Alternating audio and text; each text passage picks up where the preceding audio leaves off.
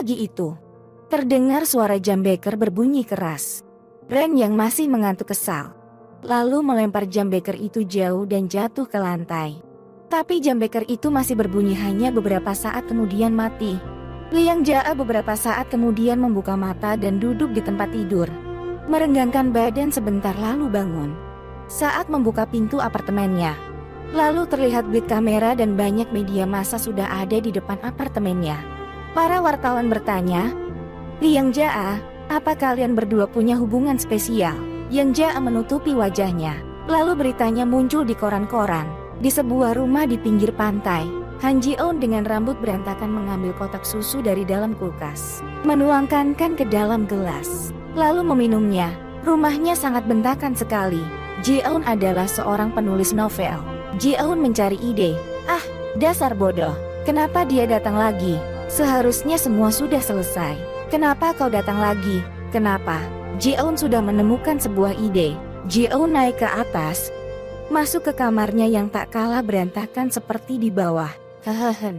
Ji-eun duduk di laptopnya dan mulai menulis. Si wanita hamil oleh pria itu. "Oh, cerita ini pasti bagus sekali." Ji-eun terlihat senang. Di rumah sakit, Hae-jin keluar dari ruang pemeriksaan dengan lesu. Lee Dong-wook mendekatinya. Dong-wook bertanya, "Dokter bilang apa?" "Malah," Jin jawab, "dokter bilang kalau aku hamil." Dong-wook terduduk lemas di kursi. Hae-jin bertanya, "Apa? Tapi kita kan belum siap untuk itu. Kenapa harus sekarang?" "Sayang, jadi kita harus bagaimana?" Dong-wook menjawab, "Kita tak boleh diam begini saja." Di rumah Ji-eun, Ji-eun masih mencari inspirasi untuk tulisannya. Di atas meja ada foto Ji-eun kecil bersama kedua orang tuanya. Lalu, ada foto Ji-eun bersama temannya Dong-wook dan Hae-jin saat sekolah. Ji-eun berkata sambil mengetik. Saat mereka saling menatap satu sama lain, mereka merasakan sesuatu yang berbeda dan sulit diungkapkan lewat kata-kata. Lalu dia mendekat sambil terus tersenyum. Dan dengan perlahan dia berbisik pada pria itu, "Sejak pertama kali aku bertemu denganmu, aku sudah tahu kau adalah orang yang tepat." Apalagi ya kata-katanya. Tiba-tiba ada suara bel yang langsung membuyarkan konsentrasi Ji-eun untuk melanjutkan tulisannya. Ji-eun kesal. "Siapa? Tunggu sebentar. Siapa sih?" Ji-eun buru-buru berlari ke bawah dan membuka pintu. Ternyata Hae-jin dan Dong-wook yang memberinya tiket liburan. Hae-jin berkata, "Selamat Anda memenangkan undian berhadiah." Mereka bertiga duduk di ruang tamu. Ji-eun bertanya, "Tiket pesawat kelas VIP, juga voucher menginap di hotel bintang 5. Dong-wook menjawab, "Di bank tempat aku bekerja memang memberikan kesempatan pada nasabahnya untuk memenangkan undian berhadiah." "Ji-eun, kaulah yang beruntung memenangkannya." Hae-jin dan Dong-wook tertawa lebar. Ji-eun tak percaya. "Kalian pasti bercandakan." Dong-wook meyakinkan, "Sudah kubilang. Ini undian berhadiah dari bank. Percaya pada kami." Ji-eun bertanya, "Lalu kenapa harus aku yang pergi? Kenapa tidak kau saja?" Dong-wook menjawab, "Bagaimana dengan pekerjaanku? Lagi pula, kau belum pernah naik pesawat kan?" Ji-eun berkata, "Pesawat? Aku belum pernah." Dong-wook menjawab, "Sudah terima saja." Ji-eun bertanya, "Lalu siapa yang jaga rumahku?" Hae-jin menjawab, "Rumah ini akan baik-baik saja." Dong-wook menambahkan, "Benar, biar kami saja yang jaga rumah ini. Kau tak perlu khawatir. Mungkin dengan pergi ke luar negeri, kau akan dapatkan ide-ide baru untuk novelmu. Benar kan?" Hae-jin menjawab, "Benar sekali. Mungkin saja novelmu akan lebih bagus ceritanya." Ji-eun curiga. Hae-jin dan Dong-wook gugup dan bingung. Hae-jin menelan ludah, sedangkan Dong-wook bingung dan menatap Ji-eun. Ji-eun tersenyum lebar.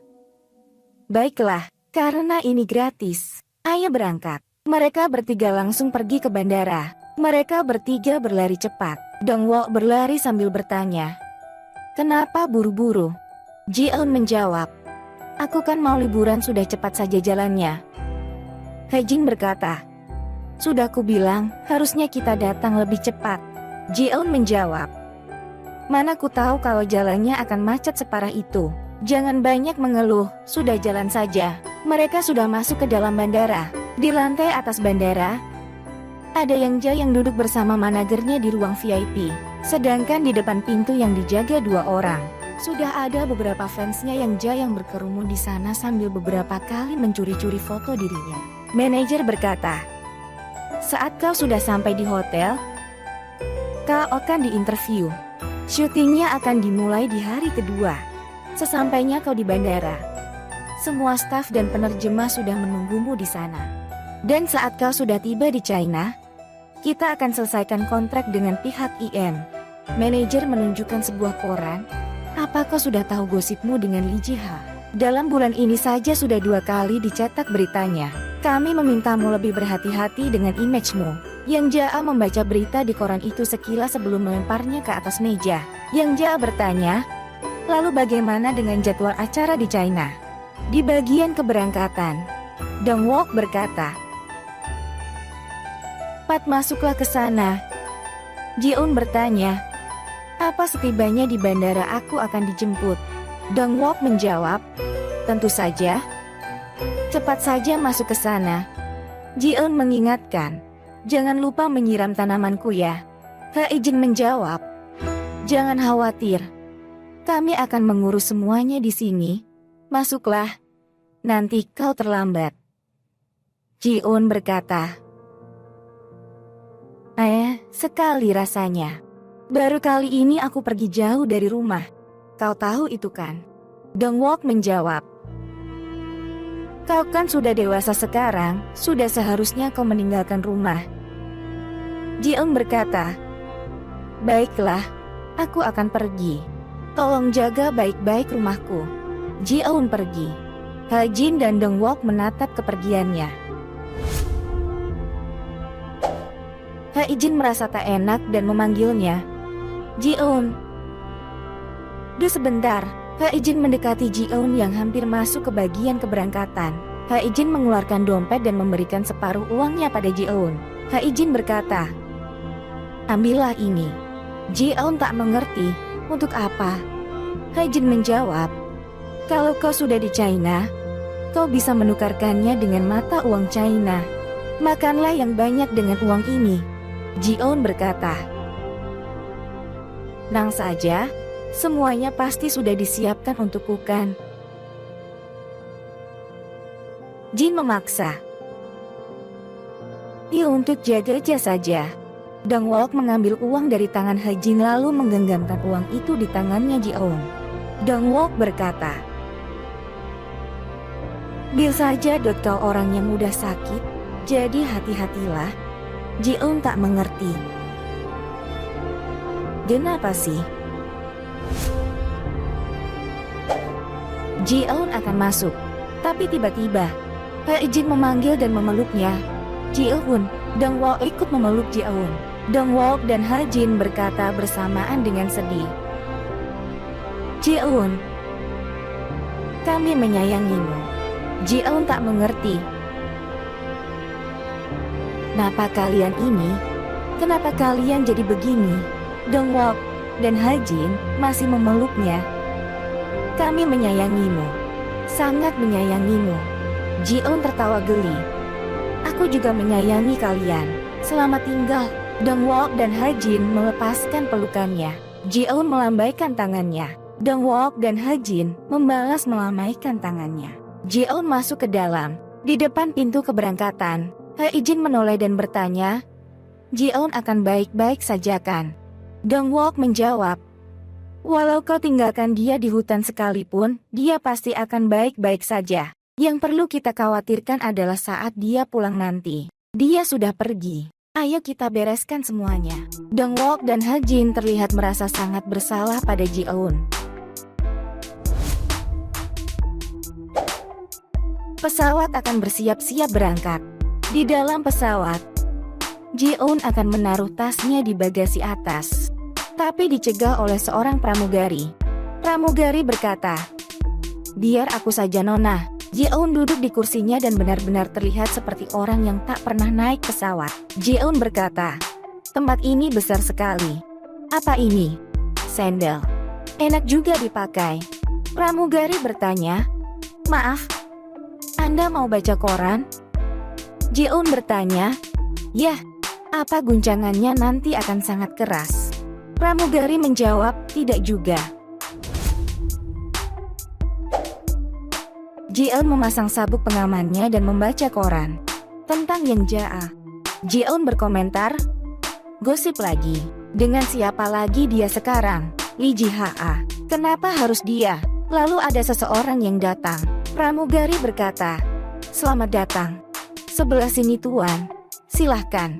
Ji-eun menyapa tanpa melihat jelas. Halo? Yang Jaa duduk di sebelah Ji-eun. Ji-eun sadar dan menoleh tak percaya. Tahu Yang Jaa kan? Kau juga mau ke China? Untuk apa? Syuting film lagi. Yang Jaa hanya senyum sekilas, lalu menutup matanya. Ji-eun kesal. Semoga tidurmu nyenyak. Pesawat take off. Ji-eun ketakutan dan mencengkeram tangan Yang Jaa kuat. Ji-eun ketakutan dan menutup matanya. Pesawatnya berguncang. Yang Jaa kesal, sampai menutup mulutnya sendiri agar tak berteriak. Mencoba melepaskan tangannya. Dan berhasil. Setelah pulang dari bandara, di rumah Ji-eun, manajer Yang Jaa datang untuk melihat-lihat rumah Ji-eun, yang tentu saja masih berantakan. Ha-jin buru-buru melempar beberapa barang ke sudut, sedangkan Dong-wook yang menjelaskan detail rumah Ji-eun. Jangan-jangan rumah Ji-eun akan dijual nih. Pantas saja Ji-eun disuruh pergi liburan ke luar negeri. Jahat juga ya. Manajer Yang Jaa bertanya, listriknya masih berfungsikan? Dong-wook menjawab, ya? Saja. Rumah ini kondisinya masih bagus kan? Di ruang tamu, Dong-wook duduk dengan tersenyum lebar sambil menghitung jumlah uang yang dia dapatkan. Ha-jin yang berdiri di belakangnya juga tersenyum lebar. Manajer Yang Jaa bertanya, apa semuanya sudah pas? Dong-wook menjawab, ya. Manajer Yang Jaa bertanya, katamu, semua perabotannya sudah dikeluarkan? Dong-wook menjawab, ya, tentu saja. Akan kami bereskan semuanya. Manajer Yang Jaa menjawab, baiklah. Aku percayakan padamu semuanya. Aku pergi dulu. Manajer Yang Jaa pergi. Ha-jin membungkuk memberi salam, selamat jalan.